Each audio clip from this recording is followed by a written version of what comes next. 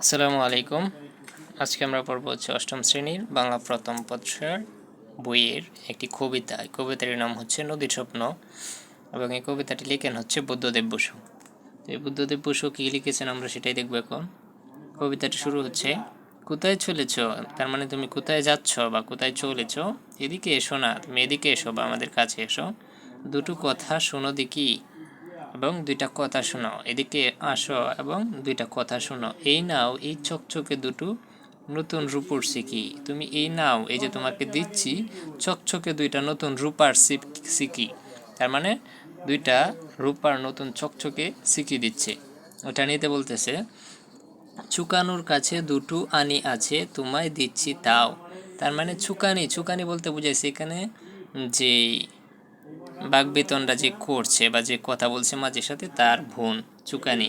চুকানোর কাছে দুটো আনি আছে তোমায় দিচ্ছি তাও, তার মানে এই যে চুকানির কাছে দুইটা আনি আছে, এই দুইটা থেকে তোমাকে রূপোর দুইটা সিকি দিচ্ছি। আমাদের যদি তোমার সঙ্গে নৌকায় তুলে নাও, তার মানে যদি তুমি আমাদেরকে তোমার সঙ্গে নৌকায় তুলে নাও বা নৌকায় তুলে নিয়ে আমাদেরকে ঘুরাও, তাহলে আমরা ওই দুইটা সিকি তোমাকে দিয়ে দিচ্ছি।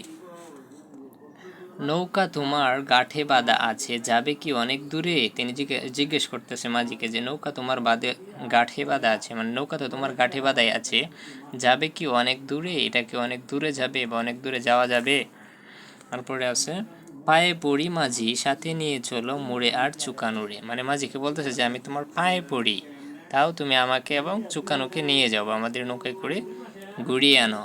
আমারে চেনো না, মানে তুমি কি আমাকে চেনো না, আমি যে কানাই, তার মানে এখানে যে এতক্ষণ বলতেছে কথা বলতেছে তার নাম হচ্ছে কানাই।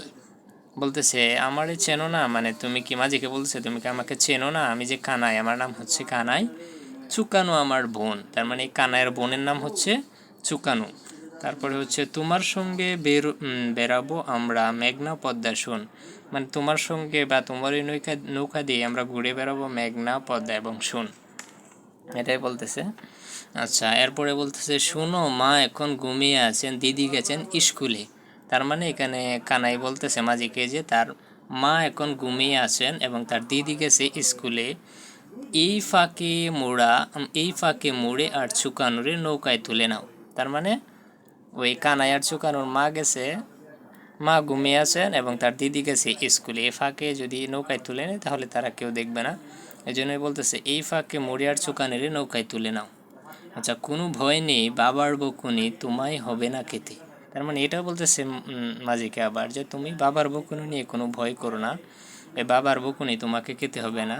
যত যত দোষ সব আমরা না, মানে যত দোষ হবে সব আমরা সবাই মিলে না, আমি একা নেব মাথা পেতে, মানে যত দোষ হবে এই সবটা দোষই আমি একা আমার মাথার উপর নেব, তোমরা সব বা আমরা সবাই বা তোমাদেরকে কেউ কিছু বলবে না। এরপর আছে ওটা কি জেলের নৌকা, তাই তো, মানে তার ওই মাঝির পাশে আরেকটা নৌকা আছে, বলতেছে ওটা কি জেলের নৌকা, জিজ্ঞেস করছে এটা কি জেলের নৌকা, তাই তো, তারপর বলতেছে হ্যাঁ তাই তো, এটা তো জেলের নৌকা। জাল টেনে তোলা দায়, তার মানে যে জেলের নৌকায় যে জাল থাকে জালটা টেনে তোলা দায় বা কষ্টকর। রূপালী নদীর রূপালী ইলিশ ইস চুকে ঝলসায়, তার মানে বলতেছে যে রূপালী নদীতে রূপালী ইলিশ বা সুন্দর ইলিশ ইস চোখে ঝলসায়, মানে চোখে দেখতে অনেক আনন্দ লাগে বা সুন্দর লাগে। ইলিশ কিনলে আহ বেশ বেশ তুমি খুব ভালো মাঝি, মানে মাঝি একটা ইলিশ কিনছে, এটাই কানাই মাঝিকে বলতেছে ইলিশ কিনলে আহ বেশ বেশ তুমি খুব ভালো মাঝি। উনুন ধরাও চুকানো দেখা রান্নার কারসাজি, মানে সে মাঝিকে বলতেছে যে তুমি তো ইলিশ কিনেছো অনেক ভালো, তুমি তুমি এখন উনুন ধরাও, উনুন মানে হচ্ছে চুলা, চুলা ধরাও, চুকানো দেখা রান্নার কারসাজি, মানে তার বোন যে চুকানো সে তো রান্না করতে পারে, তাই বলতেছে তুমি উনুন ধরাও বা আগুন ধরাও চুলায়, রান্নার কারসাজিটা চুকানো দেখা। এরপরে আছে হচ্ছে পায়টায় বসে ধোয়া ওঠা ভাত টাটকা ইলিশ ভাজা, মানে বলতেছে পায়টায় বসে ধোয়া ওঠা ভাত, মানে যে ভাত রান্না করে এবং সেখান থেকে ধোয়া ওঠে, সেই ধোয়া ওঠা ভাত টাটকা ইলিশ ভাজা, তার মানে এই যে ইলিশটা নদী থেকে ধরছে, ধরার পর ওই রান্না করতেছে এই টাটকা ইলিশ ভাজা। চুকানুরে তুই আকাশের রানী, চুকানুরে মানে তার বোন চুকানুকে বলতেছে তুই আকাশের রানী আমি পদ্মার রাজা, মানে সে কানাই নিজেকে বলতেছে হচ্ছে পদ্মার রাজা। এরপর বলতেছে কাওয়া হলো শেষ আবার চলছি দুলছে ছোট্ট নাও, বলতেছে খাওয়া হলো শেষ, মানে তাদের খাওয়াও শেষ হয়েছে, ইলিশ রান্না করে খাবারও খেয়ে ফেলছে। আবার চলছে এবং খাওয়া শেষে আবার চলছে বা যাচ্ছে, ধুলছে ছোট্ট নৌকা এবং তাদের ছোট্ট নৌকাটিও দুলতেছে। আচ্ছা, এরপরে আছে কবিতায় এখান থেকে, হালকা নরম হাওয়ায় তোমার লাল লাল তুলে দাও, লাল পাল তুলে দাও, হালকা নরম হাওয়ায় তোমার লাল পাল তুলে দাও। তার মানে এই যে তারা নৌকাতে যাইতেছে, এই নৌকার মধ্যে হালকা হালকা নরম হাওয়া আছে বা বাতাস আছে, এই বাতাস সেই লাল পাল তুলে দেওয়ার জন্য মাঝিকে বলতেছে, চুকানো চুকানোর চোখ ঘুমে চুকানোর চোখ ঘুমে ডুলে আসে, আমি ঠিক জেগে আছি। তার মানে যে চুকানো বা কানার ভাই, তার চোখ ঘুমে টলটল করছে বা ঘুমে ডলে আসে, আমি ঠিক জেগে আছি। তার মানে কানাই নিজে ঠিকই জেগে আছে। গান গাওয়া হলে আমায় অনেক গল্প বলবি মাঝি, মানে গান গাওয়া হলে মাঝি বলতেছে যে গান গাওয়া যখন শেষ হবে, কানাই বলতেছে মাঝিকে, আমায় অনেক গল্প বলবি মাঝি। মাঝিকে প্রশ্ন করতেছে যে গান গাওয়া শেষ হলে কি আমায় অনেক গল্প বলবি?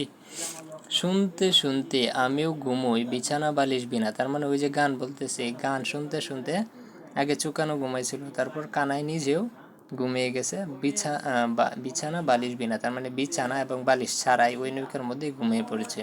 তারপরে আছে, মাঝি তুমি দেখো চুকানোরে বাই, ও বড়ই বিতু কিনা। মানে ও কানাই মাঝিকে বলতেছে, মাঝি তুমি দেখো চুকানোরে বা তার ছোট বোনের ও বড়ই বিতু কিনা। তার মানে ও কি বিতু কিনা বা ও কি ভয় পাচ্ছে কিনা। তারপরে আছে, আমার জন্য কিচ্ছু ভেবো না, আমি তো বড়ই প্রায়। কানাই বলতেছে যে তুমি শুধু চুকানোকে দেখো সে ভয় পাচ্ছে কিনা, আমার জন্য কিছু ভেবো না, আমি তো বড়ই প্রায়। জ্বর এলে ডেকো আমারে চুকানো যেন সুখে ঘুমায়। তার মানে সে বলতেছে জ্বর এলে, মাঝিকে চুকানো বলতেছে, কানাই বলতেছে জ্বর এলে ডেকো আমারে, জ্বর এলে আমাকে ডেকো, চুকানো যেন সুখে ঘুমায়। কিন্তু তার ছোট বোন চুকানো যেন সুখে ঘুমায়, তার যেন খবর না হয় যে জ্বর আসতেছে। তো গল্পটা এই পর্যন্তই ছিল। এখন এটা থেকে শব্দের অর্থ আছে, তিনটা শব্দের অর্থগুলো একটু দেখি। সিকি, সিকি শব্দের অর্থ হচ্ছে 4 আনা মূল্যের মুদ্রা বা 25 পয়সার মুদ্রা। আর একটা শব্দ হচ্ছে আনি, এই আনি শব্দের অর্থ হচ্ছে 1 টাকার 16 ভাগের 1 ভাগ মূল্যের মুদ্রা। তার মানে আমাদের বর্তমানে যে 1 টাকা আছে, এটা 16 ভাগের 1 ভাগ মূল্যের মুদ্রাকে বলা হতো আনি। আর কারসাজি, কারসাজি শব্দের অর্থ হচ্ছে কূটকৌশল, মানে সে কতটুকু কৌশল পারে, এটা কিন্তু রান্নার ক্ষেত্রে বলছেন যে চুকানোর কারসাজি, এটা সে রান্নায় কী কৌশল পারে এটা দেখাতে। তারপরে আছে পাঠ পরিচিতি। পাঠ পরিচিতি হচ্ছে বুদ্ধদেব বসুর নদীর স্বপ্ন কবিতায় নদী এবং নৌকা ভ্রমণ নিয়ে এক কিশোরীর কল্পনা রূপায়িত হয়েছে। এখান থেকে প্রশ্ন হতে পারে যে বুদ্ধদেব বসুর নদীর স্বপ্ন কবিতায় কী রূপায়িত হয়েছে, এটা কিন্তু এই যে নৌকা ভ্রমণ নিয়ে এক কিশোরীর কল্পনা রূপায়িত। এরপর হচ্ছে দুরন্ত এক কিশোর ছোট বোন তার ছোট বোনকে নিয়ে নৌকায় উঠে নদীর পর নদী পার হয়ে তাদের মনের আকাঙ্ক্ষা পূরণ করতে চায়। এ কবিতায় বোনের প্রতি ভাইয়ের দায়িত্ব আদর আকাশের চমৎকার নিদর্শন রয়েছে। এরপরে হচ্ছে কবি পরিচিতি। কবি পরিচিতি আছে, বুদ্ধদেব বসু ঢাকা বিশ্ববিদ্যালয় থেকে ইংরেজিতে প্রথম শ্রেণীতে স্নাতক সম্মান এবং পরের বছর প্রথম শ্রেণীতে স্নাতকোত্তর ডিগ্রি অর্জন করেন। তার মানে বুদ্ধদেব বসু ছিলেন ঢাকা বিশ্ববিদ্যালয়ের ছাত্র, সে ইংরেজি বিষয়ের ছাত্র ছিল এবং প্রথম শ্রেণীতে স্নাতক এবং স্নাতকোত্তর লাভ করেন।